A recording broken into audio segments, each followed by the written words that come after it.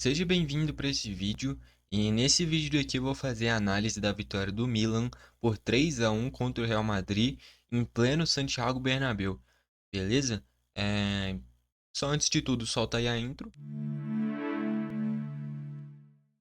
Vamos lá então, primeiro falar como é que foram os gols da partida e depois a gente aprofunda nas atuações individuais. Primeiro gol da partida foi marcado logo no início do jogo, na base da bola parada, cobrança de escanteio do Pulisic, o gol de cabeça do Thiaw. O Milan não segura por muito tempo, o Real Madrid usando muito esse lado do Vinícius Júnior, principalmente com as jogadas individuais, os dribles, e é assim que surge o pênalti, né? O Vinícius corta para a linha de fundo, o Emerson Royal, brasileiro também, né? Dá o carrinho, é aquele pênalti que, assim, se o Vinícius quisesse continuar na jogada, ele conseguiria. O Emerson, ele erra o tempo da jogada, e o Vinícius foi esperto, né? Ele deixa a perna, o Emerson também foi imprudente, eu acho que essa é a palavra. E aí foi marcado o pênalti pro Real Madrid. Acho que é um pênalti que, assim, é, poderia ser marcado assim como não poderia, porque o Emerson não foi aquele carrinho que ele chega dando um carrinho no Vinícius. É aquele carrinho que ele dá o carrinho, errando o tempo da jogada, e aí o Vinícius acaba se chocando com ele. Enfim, pênalti marcado, o Vinícius bate muito bem, dá uma cavadinha no meio do gol, faz 1-1. Na reta final do primeiro tempo, uma jogadaça do Rafael Leão fazendo pivô, arranja uma boa finalização, o Lunin dá o rebote e o Morata chega para fazer o gol. E aí no segundo tempo, o gol que basicamente mata a partida, é o gol do Reinders, uma jogada pela esquerda do Rafael Leão. Veio o cruzamento para o meio da área, o Reinders chega, domina e finaliza para matar o jogo nesse 3-1. Chegou até na reta final um gol do Rudiger, que esse gol ia colocar fogo demais no jogo, né? Mas foi marcado o impedimento dele no lance do gol e por isso foi anulado e ficou nesse 3-1 mesmo. Vamos aqui para os destaques, começando pelo mandante Real Madrid. Já vale destacar também que esse é um jogo de duas das maiores equipes do mundo. O Real Madrid é uma das maiores equipes do mundo e vem de anos muito bons que tornaram isso que talvez alguns anos atrás a gente poderia ter alguma dúvida. Hoje é indiscutível que o Real Madrid é o maior time do mundo. Pelo menos na minha visão. E o Milan é um time também que é um dos maiores da Europa, se eu não me engano, tem 5 Champions, é uma das maiores equipes da Itália, se não a maior na minha visão, é a maior. Mas vem de anos, acho que desde 2014, 2015, não é o mesmo Milan que foi de tempos atrás. Chegou a ter momentos de ascensão, chegou a ter momentos bons com Ibrahimovic, acho que nesse meio período ganhou um campeonato italiano, mas nunca foi um Milan que a gente olhava e falava, essa é uma das melhores equipes do mundo. Sempre foi uma equipe que, foi bem no campeonato italiano, vamos ver no cenário europeu. E nunca nem chegava muito longe. Vamos ver como é que vai ser nessa temporada. Tem até bons jogadores, mas não acho que esteja ainda no patamar da gente falar que é hoje uma das melhores equipes do mundo, né? Quando eu falo melhor, seria top 3, top 5. Acho que o Milan ainda não entra nessa conta. Destaques do Real, quem que dá para destacar? Eu acho que o Real tá sofrendo demais com a falta do Carvajal, tá bom? Não à toa, o lado que mais atacou no jogo inteiro do Milan foi esse lado esquerdo. O Theo Hernandes jogou muito, finalizou, cruzou, atacou muito bem, defendeu bem também. O Mbappé caía muito por esse lado, não criou nada. O Valverde não jogou nada. O Lucas Vasquez não atacou bem e defendeu mal. E aí, nesse lado esquerdo do Milan, que pra mim é o grande ponto forte, né? O Milan em vários momentos fazia uma linha de três zagueiros, com o Emerson sendo o zagueiro pela direita, ele já foi zagueiro no Tottenham, então tá adaptado. E o Musa fazendo uma ala pela direita. O Musa que é volante, mas fazia basicamente uma ala pela direita, né? E aí o Theo Hernandes tinha muito espaço, o Rafael Leão também via muito pro meio. E o Lucas Vasquez, ele é ponta de origem, né? Ele é improvisado nessa lateral direita do Real. E aí quando você enfrenta o Theo Hernandes e o Rafael Leão, que são dois caras que atacam muito bem, você vai se complicar. Já foi assim contra o Borussia, que ele chegou até a fazer gol, mas tomou o gol nas costas dele, do Gittens, né? E de novo, aproveitando muito as costas dele. Não à toa, um primeiro gol de bola parada não é responsabilidade dele. O segundo, do Morata, é de uma jogada que é uma finalização do Rafael Leão, que cai da ponta esquerda para o meio. E o terceiro do Reinders, que é mais no lado dele mesmo, que é uma jogada do Rafael Leão com o próprio Reinders terminando no gol, né?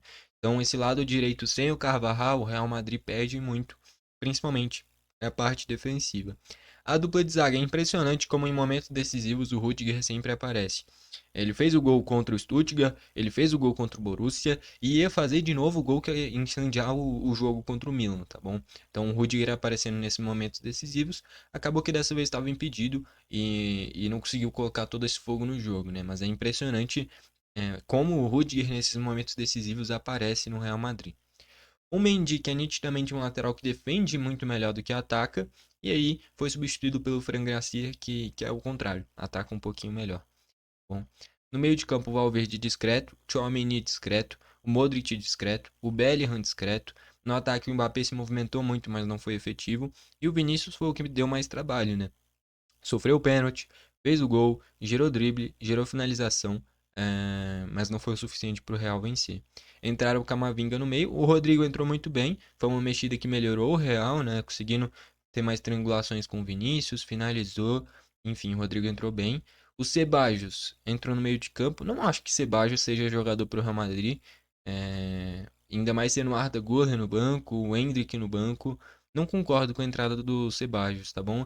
Lógico, o Ancelotti tem muito crédito com o Real. Quem sou eu para falar que ele tá errado e eu tô certo? Mas não acho que o Ceballos devia estar na frente, principalmente do Arda Güler, que é um cara mais de criação. Não falo nem do Endrick, porque o Endrick é um cara mais de frente. Mas principalmente em relação ao Arda Güler, cara, na minha visão era uma opção meio nítida dele vindo de trás. É um cara que finaliza bem de fora da área. Renderia muito mais do que o Ceballos, na minha visão. Entrou o Fran Garcia na esquerda também, é jogador comum, não é jogador de Real Madrid.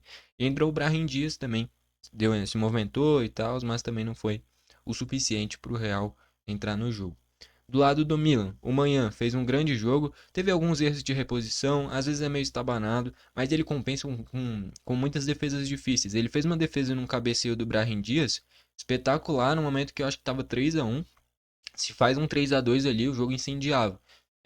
Enfim, o Manhã foi muito bem nessas defesas importantes, nessas defesas cruciais para deixar o Milan no jogo. Tem uma reposição de bola muito boa também, esses lançamentos longos. Então hoje é um dos melhores goleiros do mundo. Não à toa já é titular da França, né? A linha de defesa, que nem eu falei, aqui está mostrando uma linha de 4 defensores, mas na prática, muitas vezes, eram 3 zagueiros, com Tomori, o Thiaw e o Emerson pela direita, o Theo Hernandes fazia ala pela esquerda, o Musa fazia ala pela direita. Que nem eu falei, o Musa é volante e fazia essa ala direita justamente porque estava marcando o Vinícius Júnior. Hoje o Vinícius é um dos melhores jogadores do mundo e todos os adversários sabem disso. Então o Milan já veio preparado para isso com essa dupla do Emerson e do Musa. E ainda no meio de campo o Fofaná, que é muito bom marcador. O Reinders, que é um cara que muitas vezes é utilizado como um meia central, jogou um pouquinho mais recuado. E na frente o Pulisic, o Rafael Leão e o Morata. O Reinders foi muito bem, eu acho que ele deu uns 3 chutes, se eu não me engano. Fez o gol, fez um excelente jogo. O Fofaná, eu achei que faltou essa chegada à frente, mas é porque o Milan é, já estava com o resultado em vários momentos, e aí não tem necessidade do volante subir mais à frente, né? Se for, é porque eu peguei uma linha de finalização de um chute do Reinders e um chute do Fofaná, era uma odd 2. Meu canal de aposta tá aqui embaixo, o Berk Tips. E não veio, né? O Reinders eu acho que deu uns 3, 4 chutes, pelo menos 3, se eu não me engano. E o Fofaná não deu nenhum, justamente porque o Milan tava à frente do placar a maioria do tempo, né? E aí não tem necessidade do volante chegar à frente. E a média de finalizações dele vinha sendo bem alta, né? Enfim, o Pulisic eu achei discreto, tá bom? Por mais que o primeiro gol tenha sido um cruzamento dele, eu achei discreto. Em contrapartida, o Rafael Leão fez um grande jogo. Daqui a pouco eu vou eleger aqui o craque da partida com vocês. E pra mim, os dois principais destaques do Milan, de linha, tá? Pra não falar amanhã agora. Os dois caras do lateral, do lado esquerdo, né? O Theo Hernandes e o Rafael Leão. Pra mim foi ali que o Milan venceu o jogo, tá bom? Caindo nas costas do Lucas Vazquez, principalmente. Então o Leão fez um grande jogo, que nem eu falei, o gol do Morata vai de um chute dele, o gol do Reinders é uma assistência dele também. E lá na frente o Morata sempre foi um cara que assim, ele ataca muito bem as costas da defesa, em vários momentos fica impedido, não à toa tem eu acho que um jogo pela Juventus, que ele fez um hat-trick de gols anulados contra o Barcelona. Fez 3 gols anulados por impedimento, se eu não me engano. Enfim, então o Morata é um cara que ataca muito bem as costas, às vezes erra no posicionamento. No gol dele, no chute do Rafael Leão, mandou muito bem, né? Vindo de trás e aproveitando o rebote. Enfim. Entraram ainda o Calabria, já nos minutos finais, para esse X1 contra o Vinícius nesses momentos finais. O Loftus-Cheek entrou no meio de campo, também no lugar do Pulisic. Você tira um cara de drible a mais, que é o Pulisic, e ganha um cara de meio campo. É um cara que chega bem à frente, mas no momento que o Milan precisa se defender mais, um cara de meio campo a mais faz muita diferença. O Okafor entrou no lugar do Rafael Leão para ter um gás a mais nos contra-ataques. O Pavlovic para ter um zagueiro a mais. E o Abraham também entrou no lugar do Morata lá na frente. Eu achei que o Abraham entrou meio desligado, tá bom? Teve uma jogada que ele tava dormindo, aí o jogador do Real deu a bola, deu bote, continuou com ele, aí continuou dormindo, perdeu a bola de novo. Então, assim, eu achei que o Abraham entrou meio desligado, tá bom? Mas o Milan que reformulou esse ataque, tá bom? O Abraham e o Morata chegaram agora, antes era o Giroud, enfim. Então, são dois atacantes interessantes, né? O Morata tem mais nome, foi campeão da Eurocopa com a Espanha. E o Abraham é uma boa opção vindo do banco também. Então, eu acho que nesse quesito atacante, o Milan mandou bem. Tá bom? E ainda tinha o Chukwueze no banco, que é uma excelente ponta. Se precisasse, talvez a entrada dele ao invés do Okafor também seria uma alternativa. Não que mexeu mal, mas também seria uma alternativa. Enfim.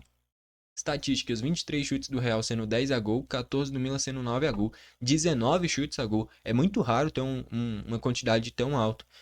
Tipo assim, dá pra imaginar quando é uma equipe muito forte contra uma equipe muito fraca, tipo 14 chutes a gol contra um, contra dois. Agora aqui não, foi um jogo bem aberto, com as duas equipes tendo muitos chutes a gol. E aí eu acho que vale destacar o seguinte: no primeiro tempo o Milan foi muito não vou falar muito superior, mas foi superior, gerou mais volume de jogo, gerou muitos escanteios, finalizações, chutes a gol. E aí no segundo tempo o Milan foi administrar mais o placar, né? E aí o Real começou a empilhar chutes, chutes a gol e escanteios.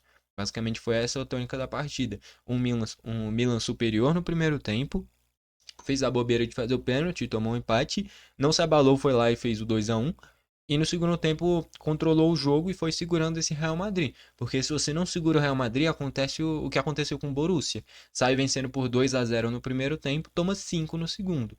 Então você tem que ser inteligente contra o Real.